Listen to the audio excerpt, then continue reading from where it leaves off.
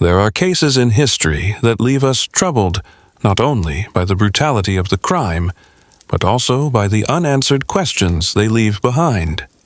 The murder of Sarah Milson at 28 Cannon Street in 1866 is one such mystery, a tale of betrayal, hidden secrets, and a fledgling justice system that failed to uncover the truth.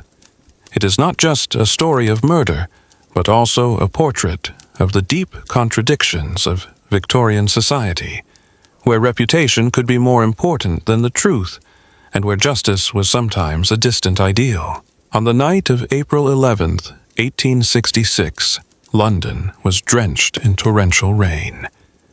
The raindrops fell on the dirty windows of 28 Cannon Street like tears from the city, signaling the tragedy that was about to unfold.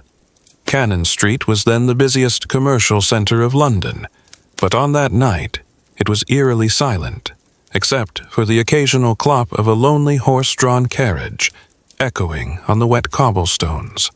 In the 4-story building of the Bevington Company, a family-owned leather business that had existed since 1702, Sarah Milson sat by the fireplace with Elizabeth Lowe, another maid. At 59, Sarah had been housekeeper there for 7 years, and she knew every creak of the floorboards and every cold draft from the windows. What Sarah didn't know, however, was that this night would be the last of her life. When the doorbell rang at 9 p.m., cutting through the warm air of the room like a knife, Sarah said the words that would become the most important clue in the case: "I know who it is." This statement not only revealed that Sarah knew her killer, but also revealed a complex relationship that we may never fully understand. In my opinion, this statement is the key to understanding the whole case. It shows that this was not a random murder, but the result of a long-standing relationship. The confidence in Sarah's voice when she said, "I know who it is," shows that she did not suspect danger, which may explain why she opened the door to her killer without any precautions. When Elizabeth Lowe found Sarah Milson dead in the entryway, the scene she witnessed was not only horrifying, but also filled with strange details. Sarah lay on a black and white tile floor, blood from a head wound, spreading like a dark red puddle, seeping deep into the cracks between the tiles.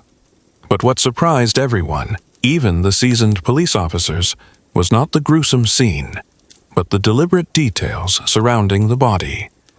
Sarah's black leather shoes, old but well-polished, had been removed and placed neatly on the hall table, lined up as if she had just taken them off for a rest. There was not a drop of blood on them. Why would a murderer take the time to arrange the shoes of his victims? Was this some kind of ritual or the work of a disturbed mind? A small crowbar, the apparent murder weapon, was found near the body. But strangely, it was completely clean with no bloodstains. Another crowbar was missing from the storage room, suggesting that the killer had planned the attack in advance, or at least had a good idea of the layout of the building. The gas light, which Sarah always lit at 8 p.m. as a matter of routine, had been turned off, but not at the main valve. Someone had blown it out deliberately. Sarah's keys were scattered on the stairs like tears, telling the story of a struggle or a final surprise. But the most terrifying thing was not what was found at the scene, but what Elizabeth Lowe witnessed when she ran outside to seek help. A woman in a black cloak was standing in the doorway, rain dripping from her hood. When Elizabeth pleaded, "There's been a murder.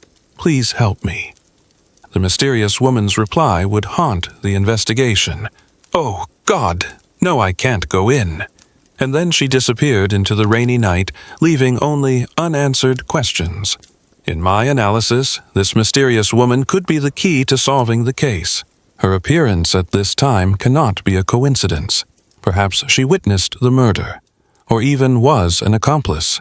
The phrase, "I can't go in," suggests that she knows something that others don't.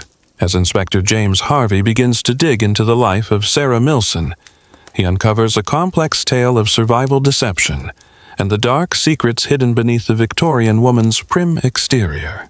Sarah is not who she appears to be, and that is why she was murdered. Sarah was born Sarah Bennett in 1807, the daughter of a small shopkeeper. She married young to Thomas Milson, a charming but unreliable man who eventually abandoned her.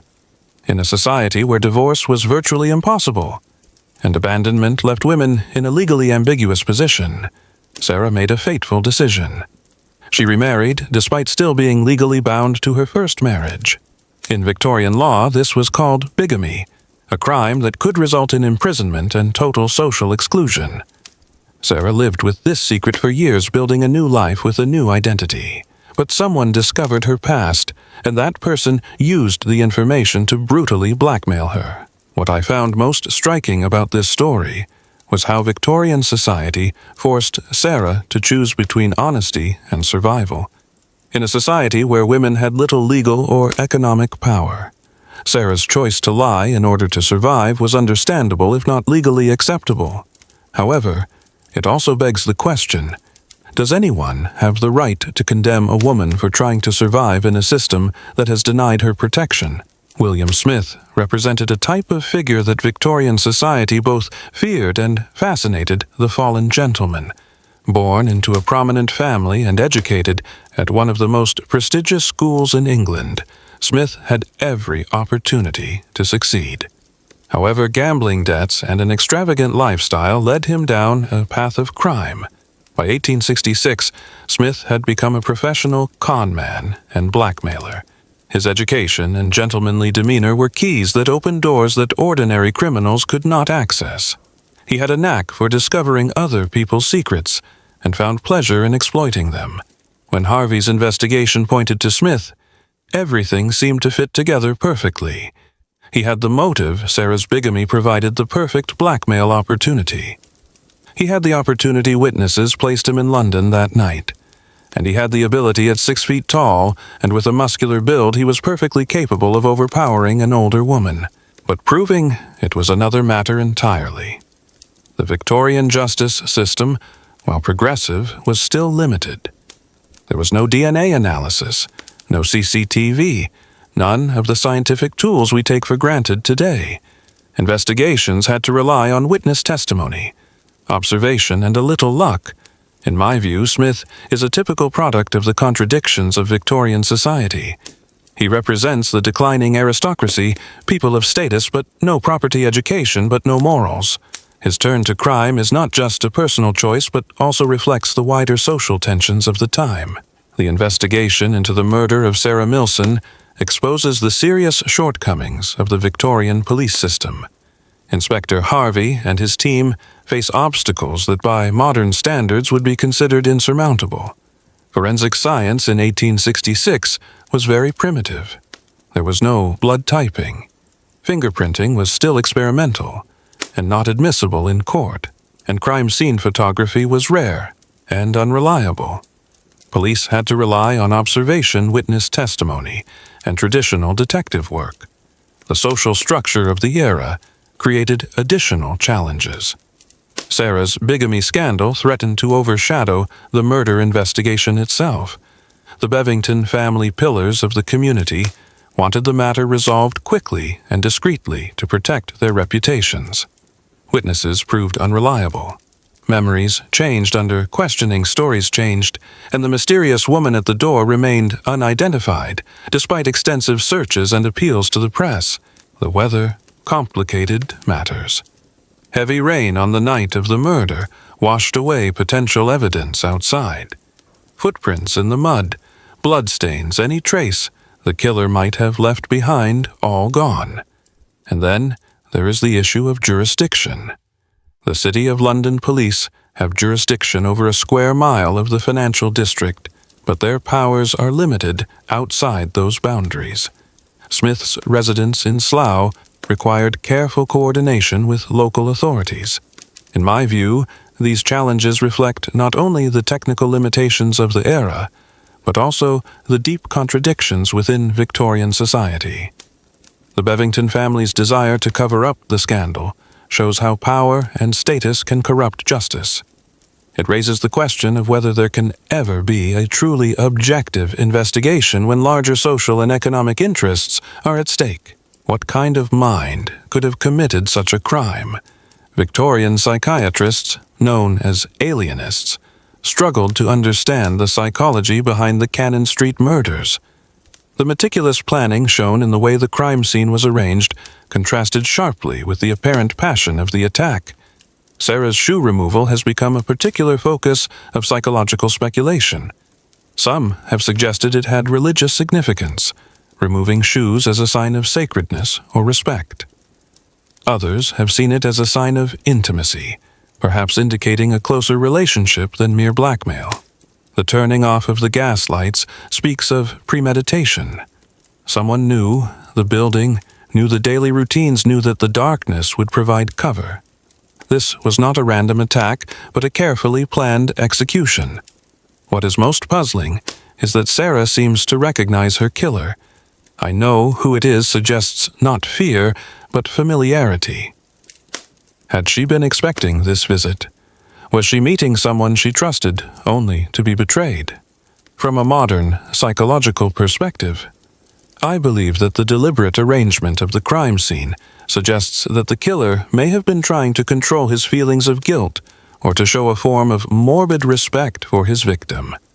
Removing the shoes may have been a way to prepare Sarah for death, as if preparing her for her final rest.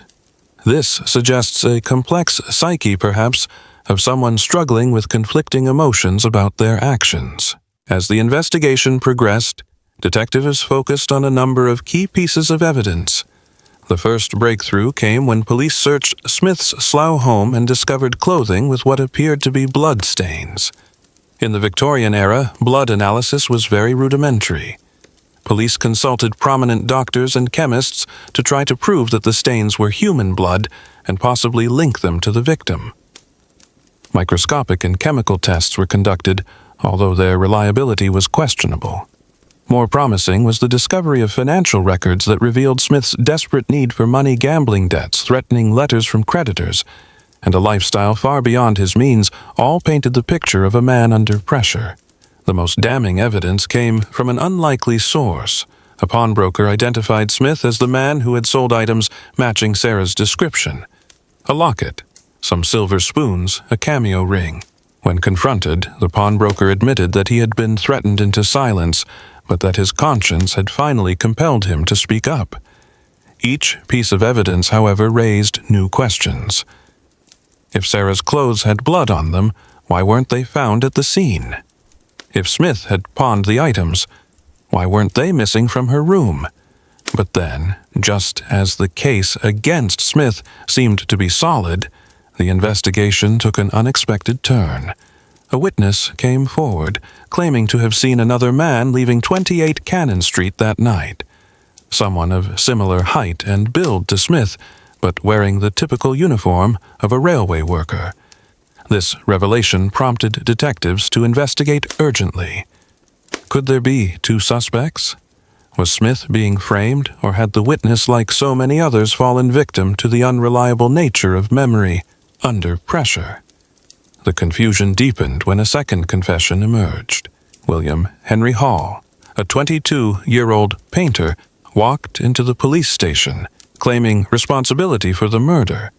But his story, when tested, fell apart under questioning.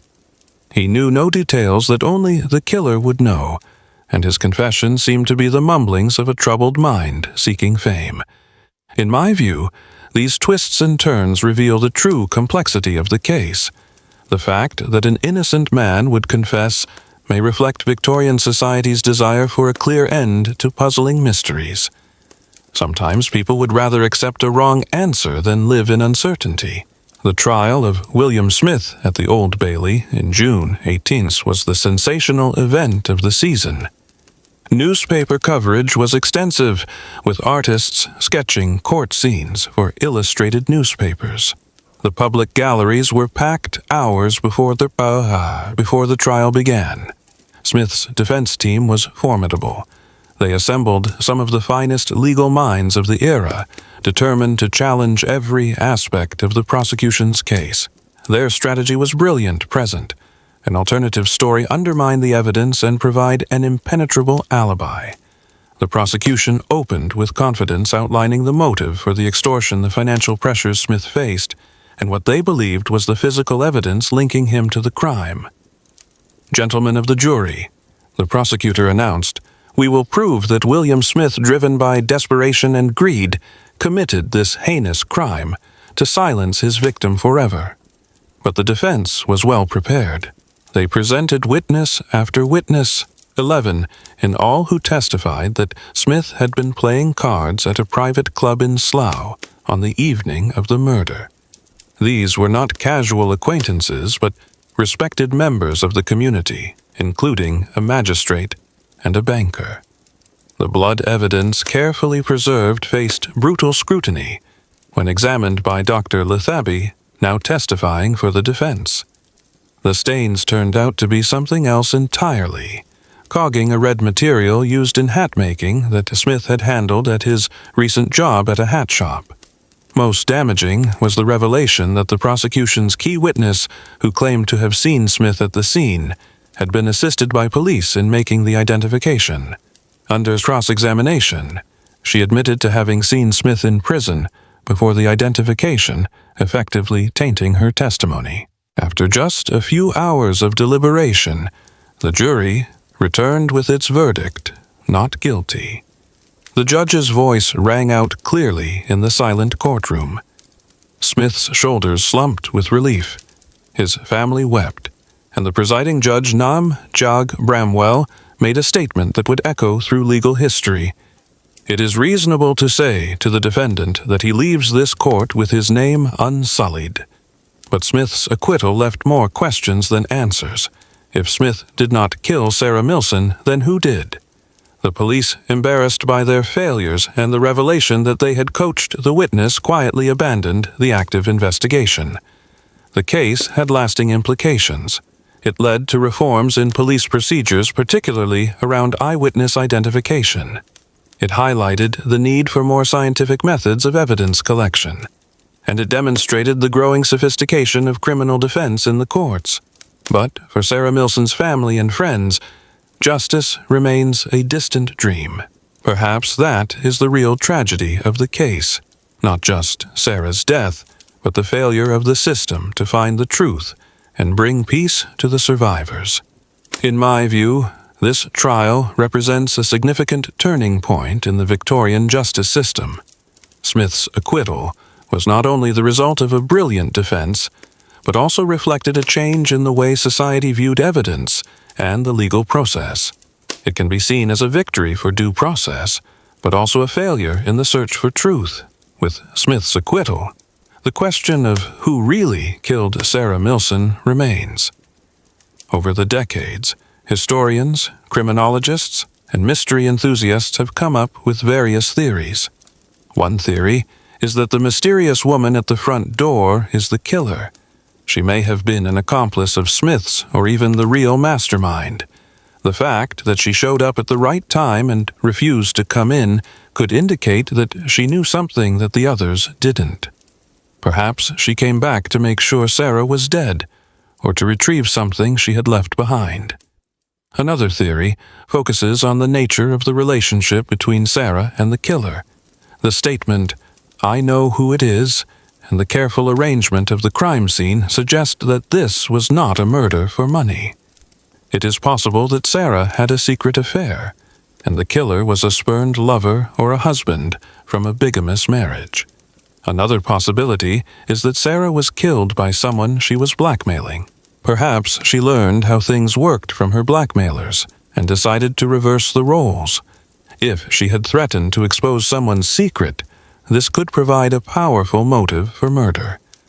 It is also possible that this was a completely random murder. A burglar was caught in a panic and attacked Sarah. However, this theory does not explain the strange details of the crime scene, or the fact that Sarah seemed to have recognized her attacker. Personally, I believe that the key to solving the case lies in the mystery woman. Her appearance at that exact moment could not have been a coincidence. I suspect that she knew more than she let on, and that she may have even witnessed the murder.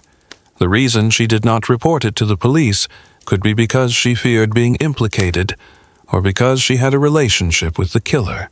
The murder of Sarah Milson had a profound impact on Victorian society, far beyond the scope of a simple criminal case. It exposed the contradictions and injustices in society at that time, especially towards women. Sarah's story has become a classic example of the predicament faced by Victorian women. In a society where women had little legal or economic power, abandonment by their husbands could leave them in a desperate situation. Strict marriage and divorce laws forced many women to choose between honesty and survival. The case also highlighted the shortcomings of the Victorian justice system. The lack of scientific methods in criminal investigation, the bias of witnesses, and the influence of social status on the legal process were all brutally exposed. The media of the era covered the case extensively, with newspapers frequently reporting sensational revelations and speculation. This contributed to the culture of crime watching that we still see today. The case also influenced the literature and art of the era.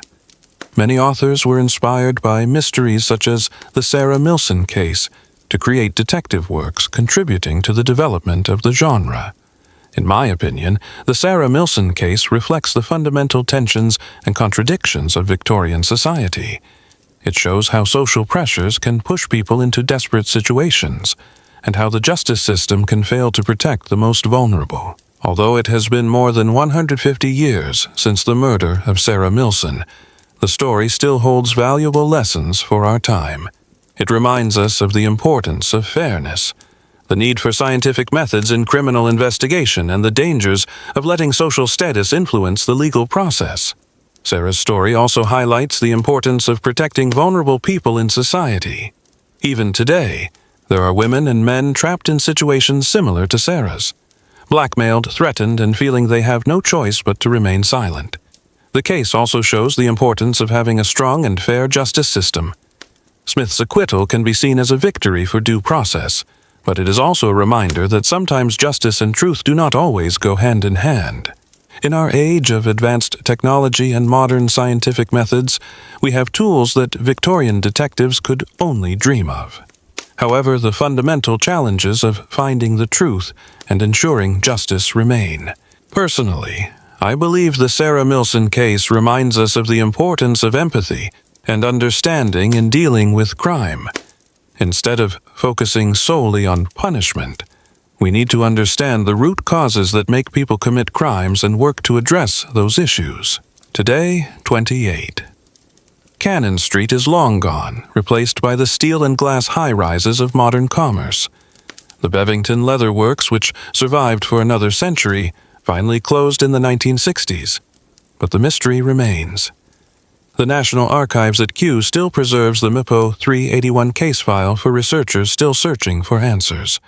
Historians debate the evidence, propose new theories, and wonder about the strange details that made this case so unique. The mysterious woman at the door remains unidentified. The meaning of the shoe removal continues to puzzle, and somewhere in the shadows of history, a murderer has escaped justice. In death, Sarah Milson became more famous than she was in life. Her story serves as a reminder that beneath the orderly surface of Victorian society lurk secrets, violence, and mysteries that defy explanation, even 157 years later. As London traffic passes where 28 Cannon Street once stood, few people pause to remember the silent butler who died there on a rainy April night.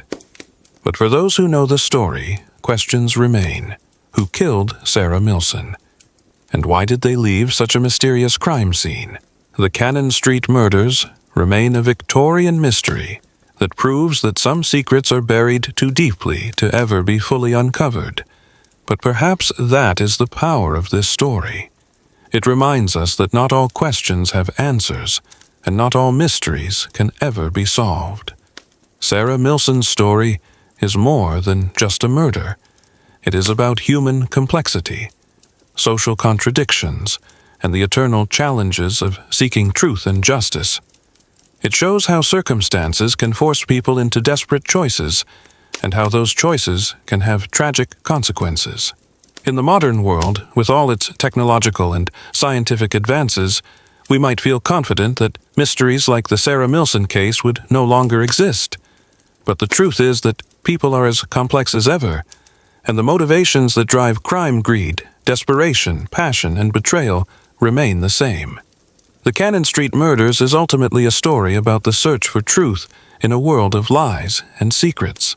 It reminds us that justice is not always done, and that sometimes the most important questions in our lives remain unanswered.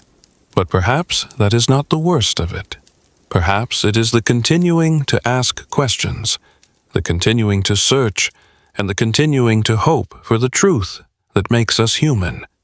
And perhaps, in remembering Sarah Milson and her story, we are keeping the spirit of seeking justice alive in our hearts. The Cannon Street Mystery, a reminder that some stories never really end, and that the truth, whether found or not, is always worth pursuing.